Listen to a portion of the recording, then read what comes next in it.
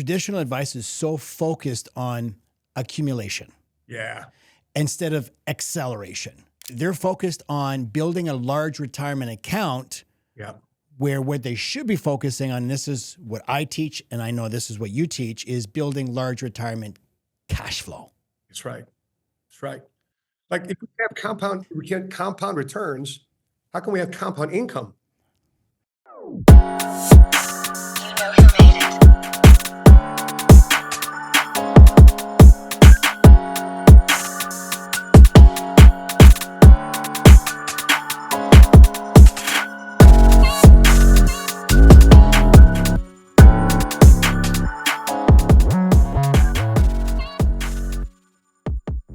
Welcome to the Wealth Eazy Show, where we talk all things wealth, health, and real estate. Today, folks, I've got a real special treat for you. I've been really looking forward to this gentleman.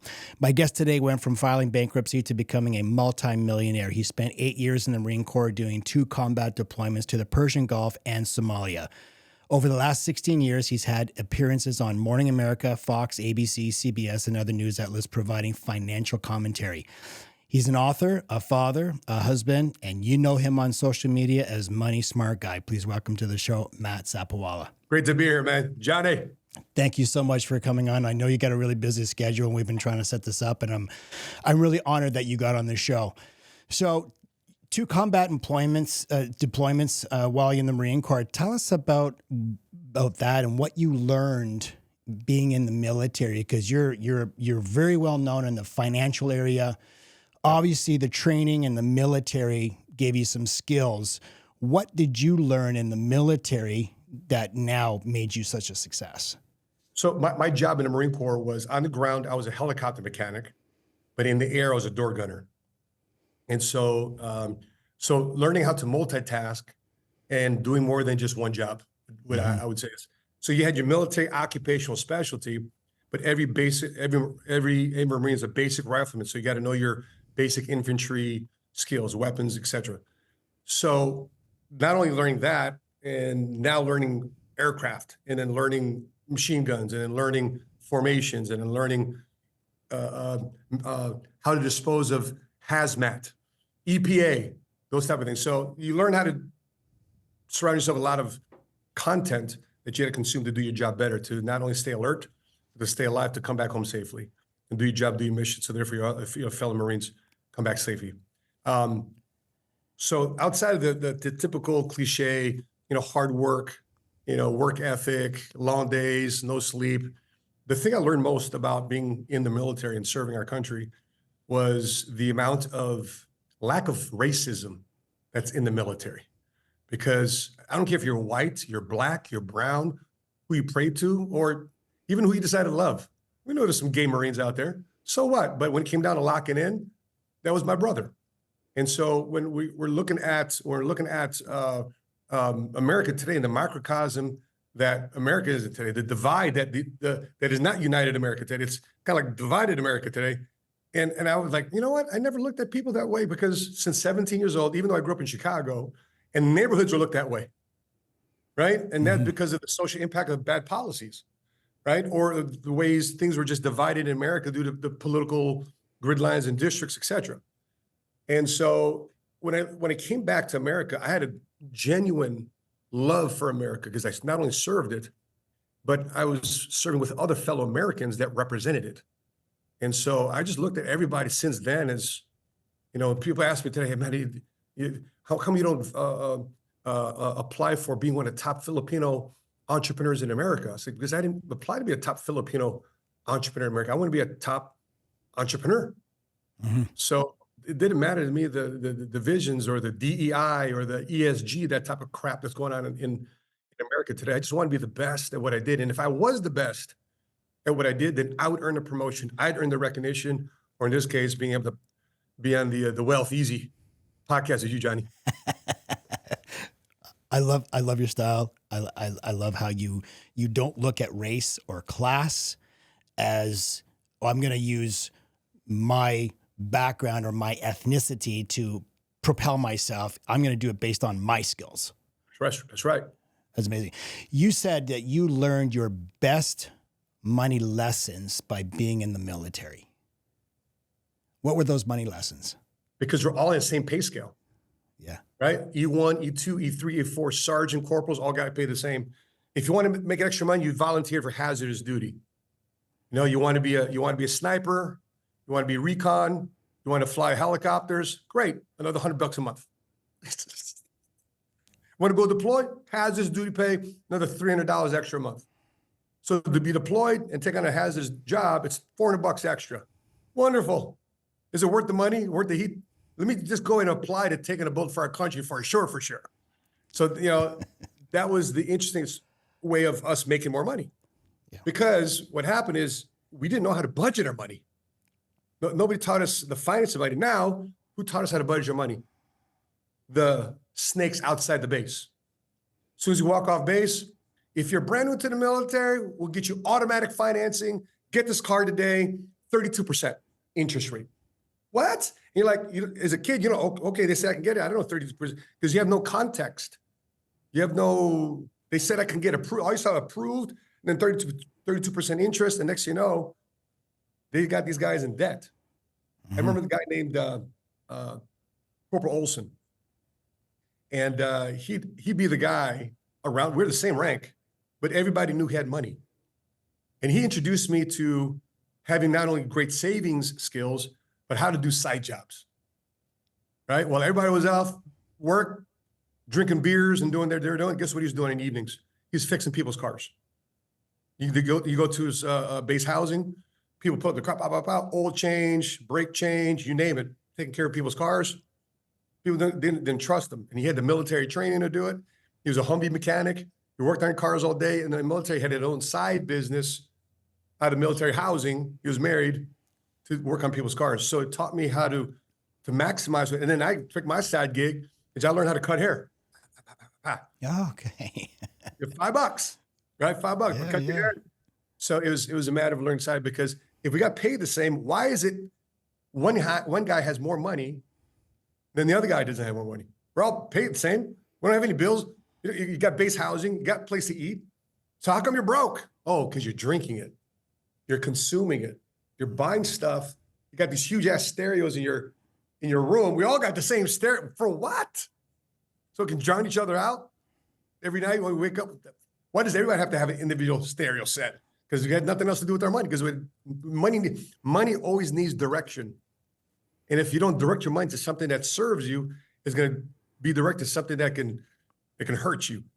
100%. I've got a moniker. It says, live 50, 30, 20. I love that. Exactly. Live 50% of your income is your fixed expenses and your needs. Yeah. 30% is your lifestyle and your wants. And that 20% is you pay yourself first, and that goes to savings and investments. And if you live 50, 30, 20, you follow this formula, you're never going to go broke. You will be a success. That's right. And people say, oh, you know what, Johnny, I can't live on 50% of my income. Great. Guess what your next move is? Increase your damn income. Side hustle. Get a side hustle. I promise you're going to love that. Yeah, well, I just tell people, listen, learn to live on 80%. It's 50% is your fixed. You got 30% for lifestyle, right? But here's the problem what people do, and you and I know this because we've been in the business a long time. People get paid and they pay their fixed expenses, and then they spend on lifestyle and they try to save what's left over. Yeah. There's nothing ever left over. Yeah. Right? Yeah. Yeah. When you, every time you say, I'll get to it, if it's not one of the first initial line items on your budget, you'll never get to it. Well, listen, if you can't even save $20, you can't even $20. If you can't save $20, the belief system is, oh, when I make more money, I'm going to save more money. But that never happens because you got lifestyle creep. That's correct. And then as you make more money, you're going to spend more money and you're never going to save a penny. So you got to start saving, even just if you can save 5% or 10%, you got to save something, right? You faced some really significant challenges early in your life because I read that when you came out of the Corps, you were married and you had to file a bankruptcy. What did the filing of the bankruptcy and the divorce, what life lessons did that teach you that made you who you are today? To not ever date and marry any woman you meet at a bar.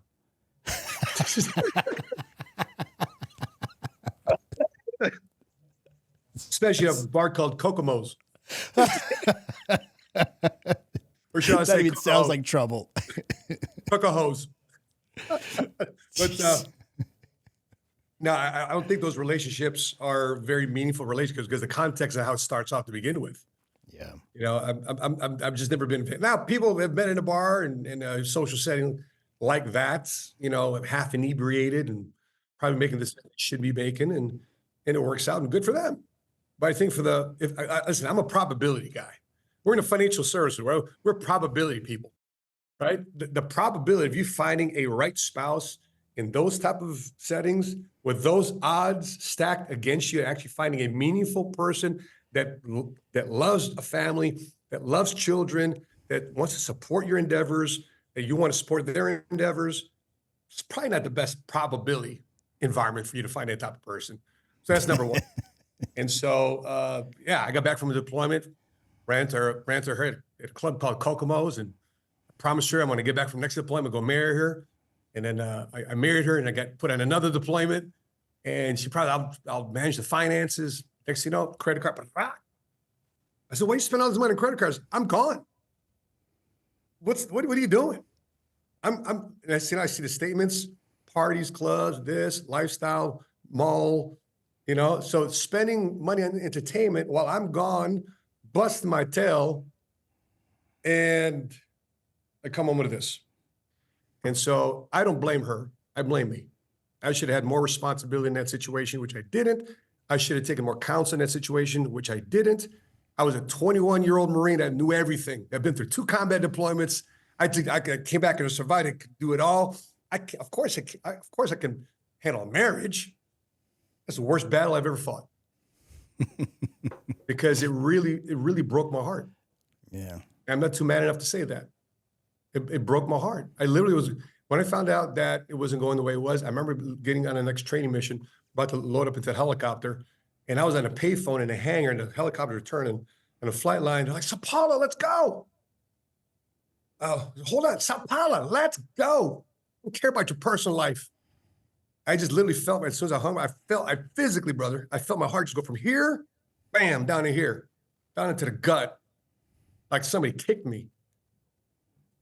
You know, when you find out about, you know, I'm not going to throw her under the bus because she's already under the bus, but, you know, of why my heart felt that way. The basis of the divorce.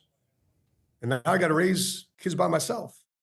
And so, and by the way, and you've seen this in finance, even if you're not in the military, you run a successful business, run a successful career, you connect with the wrong person. And if you think that, you know, 24, 36 is the reason why you're together with them, you had some wild, crazy sex, and the basis of your relationship because of sex, I promise you, if you want a relationship, you want a marriage, you want a power partner in your life, it's about 10, 12, maybe 15% of the marriage, of the relationship. The other percent is how do we continue creating value together? How do we continue to take on how do we build this empire together, babe?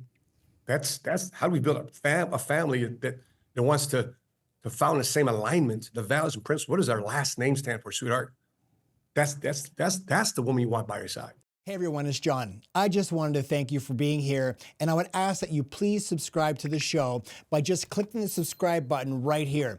I'd really appreciate it. It helps grow the show so we can get even more successful guests on the program to help you.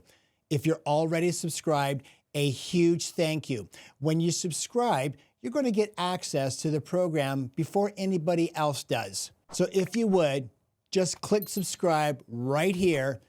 Thanks so much, and welcome back to the Wealth Eazy Show. And I love that about you because your wife is your business partner, and I've watched you guys grow, and that's all you talk about is we're going to build an empire together. And I love that about you, and I resonate with you because I met my wife. Oddly enough, we have the most romantic story. I met her on Instagram, and my wife was living in Italy. Wow. And I'm living here. And we were following each other for a couple of months. And people go, did you slide into her DM? It's like, no, actually, she slid into mine. She slid into my DM. Yeah, boy. Come on. And all I did was I posted an old photo. I have a 12-year-old son, and I posted an old photo when he was 2 years old, and it was a New Year's Eve. We're wearing matching bow ties, and all she said was, I put it on my story. She says, "Your son is beautiful," and that's what started the conversation. We started chatting. She's living in Italy, and we began talking for 2 months straight, every day for 2 months straight. There was no physical. There's no sex. There was nothing about physicality between us. It was getting to know a person, getting to know their soul, getting to know everything about them. We did that for 2 months to a point where I said, I got to meet you. Either we stop talking or we meet because I can't continue doing this. And man, I jumped on a plane. I took the leap. I went to Italy, fell in love. She came back, and this May we're going to be married 5 years. It's great. But I tell that story because my wife is my best friend. I went through a really nasty divorce, and she met me probably at the lowest point in my life. And my business was suffering because I went through some depression, because I was battling with my son. I just want to see my son. I lost my house. I'm now renting. All the money sitting in trust with the lawyer. It was nasty. And I was at the lowest point. And she saw me this way. And she left everything she knew in Italy to come to Canada to be with me. We've built this empire together. We did it together. She is my soulmate. She's my partner. She supports everything I do in this business. So I know when you say we're going to meet somebody that you got to align, and you have to have that partnership where they align with you and they support everything that you're doing, and you build it together. And I'm really happy for you, brother, because I know what that's like, and I've got that too. Yeah. Happy for you too as well. That's awesome. Thank you. Thank you. And she loves to smoke cigars and play golf. Let's do it. She's the best. She's the best. Can I share a funny story about women and cigars? Yeah. So we get invited to, because before it opened up, I was going to Michael Jordan's restaurant, because I'm a big Jordan fan in Chicago. And I said, yeah, we're just opening up, brand new. I was like the third customer in there. And I do business lunches there, to the point where people at the Michael Jordan's restaurant in Oakbrook thought I owned the place. Because every time I walk in there with a client, I say, yeah, Matt, same stuff, same table, no problem. What's your guest like? No problem, we'll be right there. Right? And that's the type of relationship I had with the management of that Michael Jordan's restaurant. So he said, hey, Matt, why don't you come by for a grand opening? Really? Cool. We have a very special guest. It's on the 23rd. I said, why the 23rd? Oh, snap. Seriously? Jordan's coming? He's coming. So we get there. They don't allow video cameras inside the camera to maintain privacy. But outside, you can have all the cameras you like. And then there should be some cigars. Cool. So I said, shake hands in there, shake hands. Oh, I saw Michael in the corner. Oh, pretty cool, man. You know, he's got his entourage around. We'll probably never get to him. It's cool to see he's in there. Go outside, do a Facebook Live video. We light up the cigars. Hey, guys, how you doing? We're here at Michael Jordan's restaurant. Guess who walks in right behind me? Michael Jordan. Sits right next to us. And he loves cigars. He loves cigars. And my wife never smoked cigars. But that night, she learned how to smoke 3 cigars.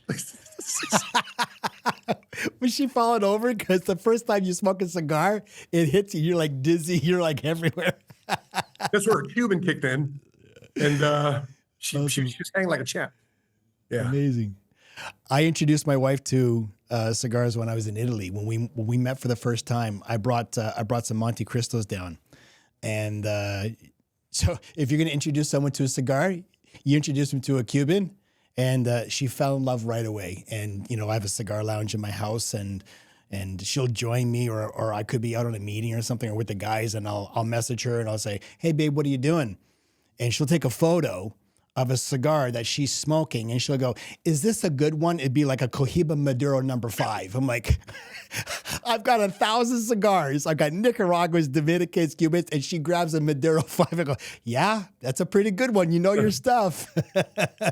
It's classy. She got taste. Look She's forward to amazing. meeting her, man. Look forward to Oh meeting my her. God. She is amazing. You would love her. She fits right in. And, you know, we go golfing together, and she'll be like, Did you got the cigars? You forget this. I'm like, shit, I got to run and grab the cigars. She's the one that reminds me. That's it. I love it. Love it. Let's talk about PHP because, you know, I'm a big fan of Patrick. Yep. And I've been watching what he's done with his insurance agency, and you got into the financial services. You were there for 12 years, and then you left, and then you joined up with Patrick, Bet David, and PHP. So tell the transition. So you were 12 years as a financial professional, and then you left. What made you leave? What was that thing that twisted for you? Because I could tell you what it was for me when I left 16 years as a traditional advisor, portfolio manager, and I went to this side. What was it for you that made you do that switch? For me is for 12 years, it was just everything was dependent upon me. You're in charge. You're the one creating the revenue. You're generating revenue every stinking day, selling policies, annuities, dinner seminars every month. So I was doing all the heavy lifting. And if I did none of the heavy selling, in addition to the heavy lifting, nobody get paid. Rent wouldn't get paid. Payroll wouldn't get paid. Personal bills wouldn't get paid. Restaurant wouldn't get paid. Lead companies wouldn't get paid. And then I get left over with, I get left over with a smaller percentage. So I was making about $350,000. It doesn't sound like a lot of money, but to me, it was like amazing money back then. But I was making about $350,000 at 140% commission contracts, insurance contracts. But I'd be doling out a lot of money on leads. I'd be doling out a lot of expenses. And then by the way, 07, 08, 09 were great years for us because using insurance and index annuity products, nobody was losing any money. And then people realized, I think I need to have my money over there. So anytime there's a downturn in the market, people realize then the strength of the life insurance industry is a great safe money haven for safe money strategies. It's not for everything, but for a good portion of your portfolio, you want to have a safe money strategy with. It's armor plating. I've experienced it in 01 during the dot-com bubble. And I experienced it again during the Great Recession. I experienced it through the pandemic. Insurance just continues to show its strength during tough times. Oh yeah. But when I picked my head up in 2012, I'm like, hey, another 10 years of this? I don't know. I'm doing some serious business planning. And so how can I create an arrangement where, because people were already asking me, hey, man, can you consult me? Can you coach me? So how do I create an agency? Because people wanted to live the life I was living. People wanted a high income. They wanted a lifestyle. At the time, I was a single dad because I was divorced. I was divorced already in the late 90s. So raising my three kids on my own, I've been doing this for already 12 years in this industry. And so I'm extremely grateful for what I had. But at the same time, the kids are getting older. I could still be selling this, and what am I really building here? Because I don't see myself doing this for another 10 years. I love the industry, but just not as a one-man operation. So I was creating systems. And next thing you know, I get connected to Patrick. My sister connected me to her boss because she was a director of ministry, Jocelyn. She was here to Pastor Dudley Rutherford, runs Shepherd of the Hill Church. So as I met him, he's like, hey, you need to meet Patrick. He's the Iranian version of you. Right? It's like, cool. And guess what he tells Patrick later? You need to meet Matt. He's a Filipino version of you. Right? So he reaches out to me. Patrick slides into my DMs, and we connect. And it was 09, but things were still kind of busy for me because the Great Recession was great for us, and we reconnected in 2014. And so as soon as he shared me vision, he showed me his vision. He looked up what I was doing to make money, and only making the money I was making. He looks up like uncharted territory. What do you mean? Because all I need to do is incorporate systems and process and coach along the way. He goes, I'm not afraid to coach talent, but that's a PBD. I'm 40. At that time, I was like 43 years old.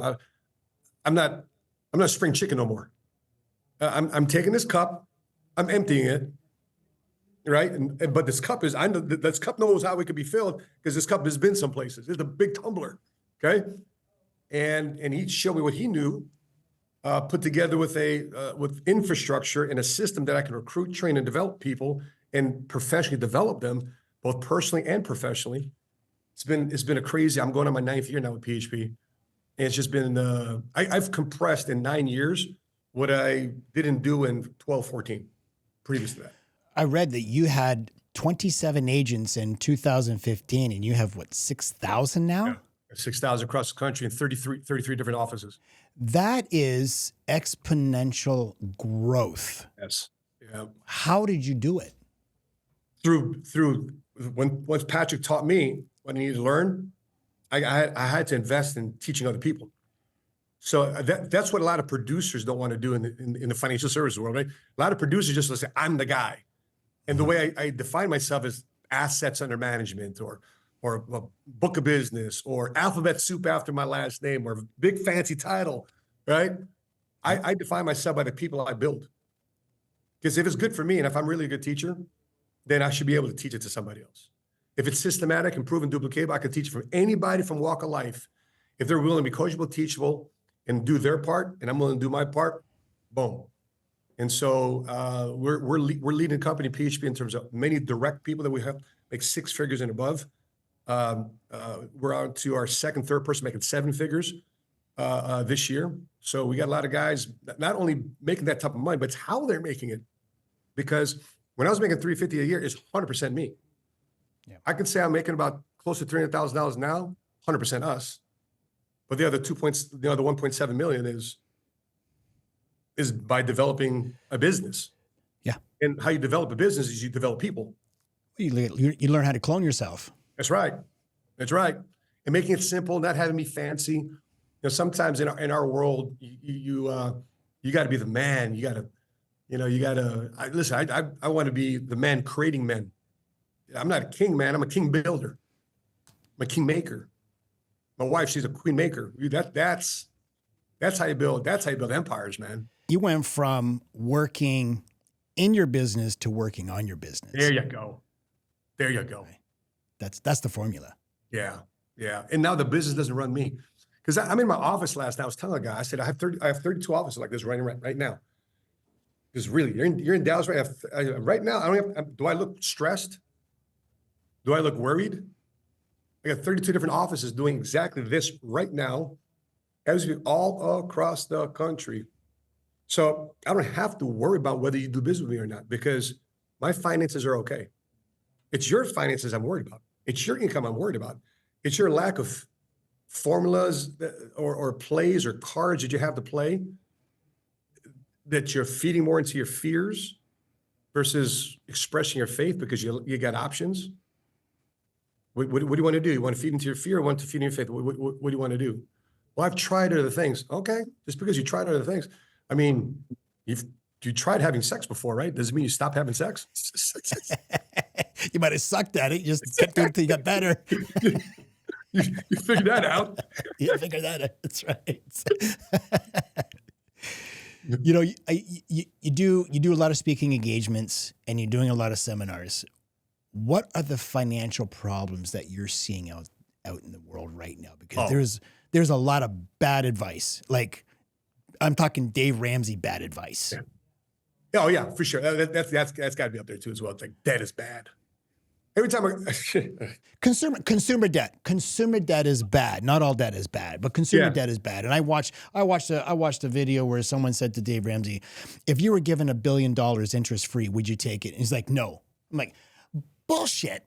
There's no way. Like you just showed everybody that you're not as smart as you think you are, because you could take $1 billion at no interest and put that into T-bills, right? And turn that into $4 million a year. A year. Like, come on. Yeah. That's $40 million and you just give it pay back the loan, and then your net profit passes. You know, every time Arbitrage. I say that, I show guys this all the time. Here's my smorgasbord of credit cards. Yeah. Right. And these are all business. Yeah. Right. I got one personal. It's my debit card. That's just for cash. But once you learn the debt game by not having to be you learn the debt game by studying the game and finding the numbers. You don't learn the debt game by charging your cards. You play the game right by understanding what the rules are, and then you go play the game. And then you know when to swipe the card. And then you know what card to swipe. And then you know what cards that you have to pay off completely in full. You know what cards that have 0% here, that we were talking about earlier before, so you can make that arbitrage so they can make more money and still have the confidence. And they're by the way, the banks are bidding on you to not do it though. They don't want you to pay. You're not a good customer if you pay off your card. They don't want you. Right. Well, when somebody says, "Sir, thank you for your purchase here at Best Buy. If you'd like to apply for a card, would you like to get 10% off your purchase?" Who wouldn't want to get a 10% discount off their purchase? Well, why don't people apply? because they know you're going to get denied under credit. So credit is a good thing if it's used for the right purposes. It's just that, so to answer your question, here are the biggest problems. My biggest thing right now with America is consumerism. You know, I just put out this chart, and I'm about to do a video on this. You're the first to see this. Breaking news here in the Wealth Eazy. Okay, so do you think retail sales the last 20 years has gone higher, stayed the same, or stayed low? Retail sales across the board per capita in America. I think retail sales have gone up, especially online. Online has gone up. Look at that. Huge. Look at that. This is 2020. Yeah, consumerism. Yeah, boom. Here. And by the way, this right here, pandemic. Yeah. Well, all people were doing was sitting on their computers buying from Amazon. And then people then wonder why the rich got richer. Because the rich have assets and businesses. And guess what people did? The consumers did. They spent money with the rich people that had businesses. And so you can't get mad at the rich getting richer because they had assets established. Yeah. You should be mad at yourself, back to responsibility. You should be mad at yourself that you didn't learn how to create your own asset. So people send you money. So brother, last year, we sold 25,000 life insurance policies. 25,000. I've never been able to sell 200 life insurance policies on my own. That's amazing. So I learned how to scale. The other thing that's kicking a lot of people's butt is inflation. This inflation thing is way out of control. Yeah. Well, they printed too much money during the pandemic. They just put too much money in the system that created no value. It actually devalued the money. And when people got this free money, what did they do? They spent it. They didn't save it. They spent it. That's right. That's right. No value was created. And the third thing I would say is that the lack of trust that people have with the public school system, of the indoctrination, the confusion that the kids are under. I mean, it's ridiculous to think that if you as a parent, because the school backs this, the school teaches this, if I don't back my children's gender affirming whatever, that potentially could be reported to DCFS and have my children taken away. Unbelievable. You know, and the schools can't do anything about it. If the school said, hey, identify as a cat, some schools literally have licking bowls right inside the class. Or litter boxes, I heard. Yeah. Florida got rid of all that. Right. I love Rod for that. What crazy world do we live in that's even a regular thing? People think that's a joke. No, that's a real topic that's being talked about in the highest forms of government. If you said back in 1960 that this is what we'd be talking about today, they'd be like, "There's no way. You're on heroin. You're doing something like there's something psychological wrong with you." But here we are in 2024, and you're right. If a child says identify as a cat, they'll put a litter box in there for them, and it's just stop catering to this mental illness. It's someone that needs some extra psychological help. Well, guess what they did in America in the 1960s? They moved the Bible and prayer from the school system. That was a big mistake, right? I guess they're afraid of offending different religions. Yeah, and then they brought in another religion, but that seems to be okay because it has to deal with sexuality. Yeah, but it's the decay of values and principles, the decay of the nuclear family. Guess what happened? 1960. I'm just looking at a triggering event. What happened when we look at the triggering event? Why there's so much printed money in America? Because 1972, Nixon took the money off the gold standard, right? And guess what happened to our national debt? Bam! What happened to the decay of the values and principles of America? Well, they started removing prayer and Bible. And then, by the way, I asked some of these kids, when's the last time you said the Pledge of Allegiance in school? I pledge allegiance to the flag, United States of America, right? Something that majority of schools in America did for a long time. Now, a lot of schools don't even in Texas, right here in Texas, a lot of them stopped doing the Pledge of Allegiance in school, which is a very traditional American thing to do here. You wrote a book. You wrote in several books. Faith Made Millionaire: The 3 Pillars from the Good Book to Master Your Mindset, Morals, and Money. Walk us through your mindset shift when you were, writing that book from young Marine to realizing the importance of financial literacy. Well, no, I wasn't the guy that learned do it right the first time, right? Which is learning from wisdom. When he said, when you want to do it right the first time, it means you're taking whoever's done it before, take their guidance, because this road's been traveled before. Okay. You're not pioneering a new, we might be pioneering new for you, but this road's been traveled before many times for the history of humankind. Okay. And so when I look back, I was writing that book to the 20-year-old version of me. And it was a book of just thanks and gratitude and gratefulness and what got me here. What got me here wasn't me. What got me here is my faith in my creator. And the big man upstairs has had a special hand in my life. He's got a special hand in your life. It's got a special hand for those that's listening to this podcast right now. There's a special hand in your life that whether you choose to realize it or enact upon it is another thing. But there's a special reason why we're here as independent, individual human beings. And so once I started tapping into that why, that purpose, and it's different for everybody. But there's a skill set that we've all been given. There's a certain talent set that we've been given. There's a certain storyline we've been given, certain circumstances we've been given. We are, I mean, if you look at the disciples of the Bible, they're all diverse and they're all screw-ups. And so when I looked at that book and read that book, it was to say, okay, if somebody in my family decides to ever read this, one of my descendants decides to ever read this, and by the way, I don't think my kids want to read it because they live with their dad all the time, but I think my grandkids like to read it. Yeah. My great-great-grandkids would like to read it. And by the way, it's a requirement in my will that if you're going to partake in obtaining money from the family trust that my wife and I established, you're going to have a picture of us in your home next to your family portrait, right? Right? And then we're going to be a reason why your kids go around our pictures like, oh my gosh, just great-great-grandpa Matt just looking at me. He's looking at he's in the picture. I mean, I'm gonna be that grandparent, but it was basically a manifesto of thanks and gratitude, a story that I journey through. So hopefully somebody else doesn't have to learn it the hard way. You've got a personal mission to transform the way people think. You said you want to transform 1 million people. How are you going to achieve that goal? Yeah, and by the way, we're quantifying it, right? Because we got data trackers and everything.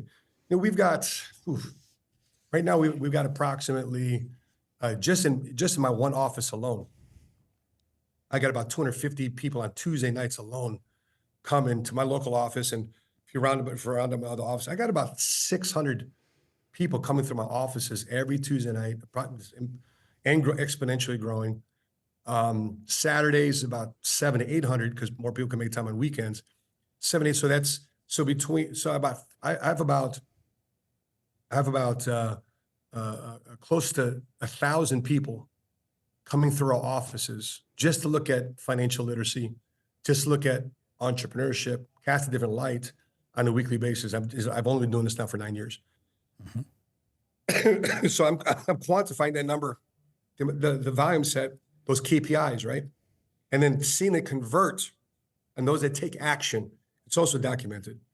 So, for example, last year I licensed new to the insurance industry, 1,500 new life insurance agents.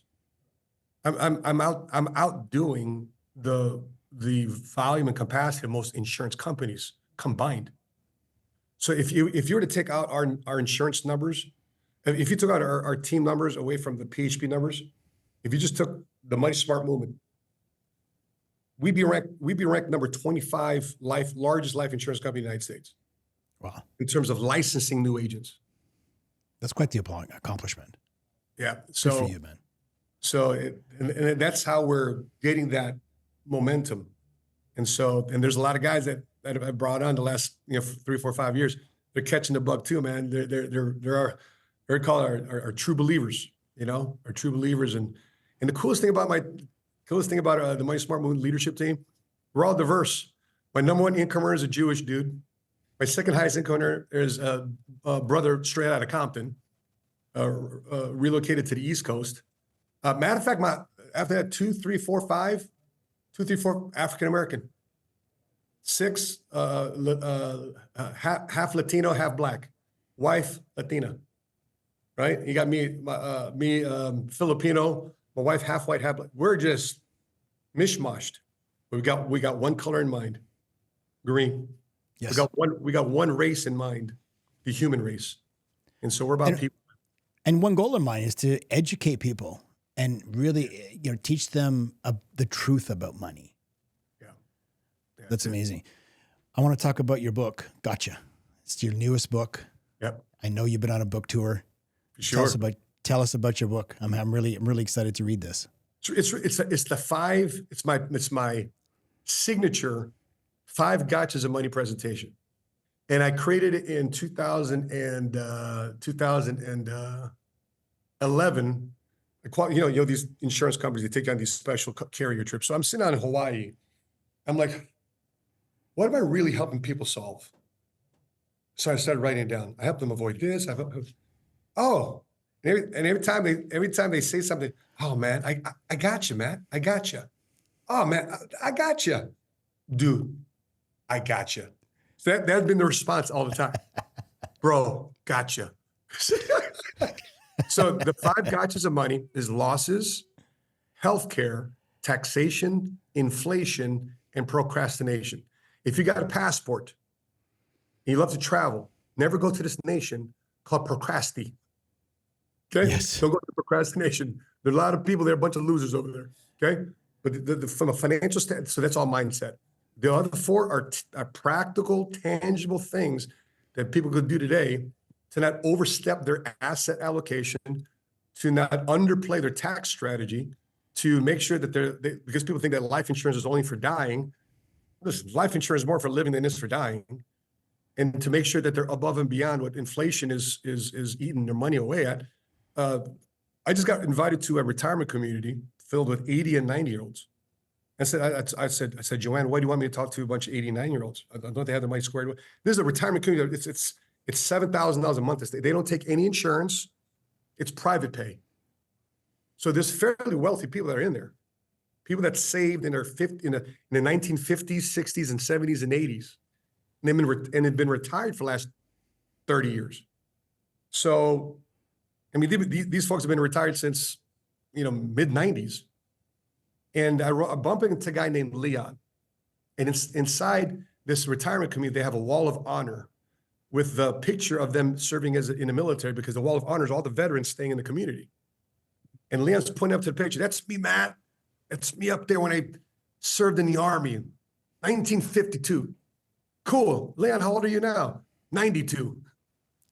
So that picture's 7 years old. Right? So here's his reality, right? Johnny, what do you think the average income in America was in 1950 per year? Oh my God, 1950? Take a shot at it. 1950, I'd say the average income was probably like 15,000. Because the current average income in America right now is about 65, 70,000 a year. The average income in America back in 1950 was $5,000 per year. 5,000, wow. It's little over, $425 a month. Wow. What do you think the average home was in 1950? Oh, it was probably like, I would say $20,000. 10 grand. 10 grand, wow. $9,000 to $10,000. So what's his reality? His reality is he pays more a month to be in this retirement community than his average annual income was when he was 22 years old. Fast forward that to us. Whatever money you were making at 22 years old per year, by the time you're 92, you're probably paying that a month wherever you're living. That's scary. And that's why people think that, I don't need a lot of money for retirement. I need to start saving money. This right here, this chart right here shows that if you get stuck in consumerism, is that you're going to be stuck on depending on somebody else for the rest of your life. That's what that guarantees. Want to be dependent on church, family, government? Choose. You want to be dependent on you? Save. Invest. I just think the advice out there too is traditional advice is so focused on accumulation. Yeah. Instead of acceleration. Learning, they're focused on building a large retirement account. Yeah. Where what they should be focusing on, this is what I teach, and I know this is what you teach, is building large retirement cash flow. That's right. That's right. Like if we can't compound returns, how can we have compound income? Because a compound income will also accelerate. By the way, that's a great point because I did this exercise. I've got, so if like PHP has paid me close to $13 million in the before this whole acquisition partnership thing, Patrick has helped me create a business on a PHP NCF platform where we've been paid nearly $13 million. So if I was to divide, we should have context here, $13,000, excuse me, $13 million divided by, let's say $70,000 in average annual income in America, it would take me 185 years. 85 years. to make 13 mil. Yeah. Versus compressing it in the last 8. And the announcement that we just made this week of our partnership with Integrity Market. Yeah, I was going to talk to you about that. Oh. You just put that on your Instagram this morning as breaking news. So I was going to talk to you about that partnership. What's that about? Yeah, so we got access. So they award us a lot of stock, and they award us a partnership position with Integrity. Now, mind you, the stock is, instead of cash, is part of a privately held company called Integrity Market Group. Now, there's no promise it's going to go public, but the way they've been taking care of people, the way the stock value has grown, their EBITDA is $1 billion a year. They're bigger than American Airlines based here in Dallas, Texas. They're bigger than Cabela's. They're bigger than Nordstrom's. They're bigger than the Dallas Cowboys. They're bigger than any professional sports team in America. And it's crazy to think that they offered us a partnership to grow with them for the future. So now we have access to more resources, access to more carriers, the brain power that's at the higher ups. You know, I mean, I'm 2 degrees away from Jamie Dimon. I'm 2 degrees from anybody in Wall Street. All these market makers, and I'm this kid from Chicago that has a 2.0, 2.2 GPA in high school. You never went to college. Was never recruited to any sport in college. Yeah. You know, I'm a common Joe, man. Well, it just goes to show if you put your head down and you want something and you truly believe in it, everything's possible. That's right. That's right. I love what you're doing in creating hope for people. You're creating entrepreneurs. You're creating millionaires. That's right. And I really wish you the best, and I want to see you continue success, and I'd love to see you grow because I love your enthusiasm, and I love watching you going from city to city and how you're inspiring people and taking the stage. Where can people buy your book? Is it on Amazon? Yeah, it's on Amazon. It's on Amazon. You can buy it on Amazon. Either one. Gotcha. By the way, ever since I was growing up, everybody pronounced my last name wrong. Sapaula. The worst one is spatula. So I thought Amazon was trolling me because people look for gotcha book and then it auto suggest. Amazon would put Matt Spatula. never leave it, man. But yeah, but both of them are on there. Excuse me, I'm just getting over. I'm getting over pneumonia, really. Oh, geez. Finally getting over it. But they're both on there, both Amazon bestsellers. And I'm working. So my goal is to write a book every year for the rest of my life. Create a library. I want to create a Sapaula family library of knowledge and wisdom that physically gets transferred from one generation to another. That the Sapaula last name can be recognized amongst just in turn within our family members as a base of wealth, not just money, but knowledge and experience, which is wisdom. And that's not easy to do because I know what it's like to write a book. I've got my first book coming out in about a month. It's called Wealth Without Wall Street: Taking Back Control of Your Money in a Rigged Financial System. That took me almost 4 years to write. Well, you gotta get on my podcast. I'd love it. Talk about it. Because we share the same minds. Yep. we share the same soul, the heart. We want to help people. We want to create a lot of wealth for people, and move away from that traditional bad banking advice. You're very active on social media. You've got your podcast. Is it seven figure podcast? Well, yeah, Seven Figure Squad podcast, right? Seven Figure Squad podcast. You got your IG. Tell people how they can find you. Because guys, I really want to encourage you. Matt is not my competition. We are collaborators, and we want to leverage each other's platforms and spread the word. So I really want you to pick up his book on Amazon, 𝐑𝐄𝐋𝐿. He's also got the first book, his Faith Made Millionaire. But go grab his latest book, 𝐑𝐋𝐿, and go follow him on IG. He's very active. You're gonna love what he's doing. He's got a fantastic podcast. He's got YouTube. Tell my listeners where they can find you. Yeah, very easy. Just my website's moneysmartguy.com. You can find my Instagram from there. Find the Seven Figure Squad podcast from there. Find the Seven Figure Squad YouTube channel from there. You can find my books on there too as well. You can find my books on Amazon.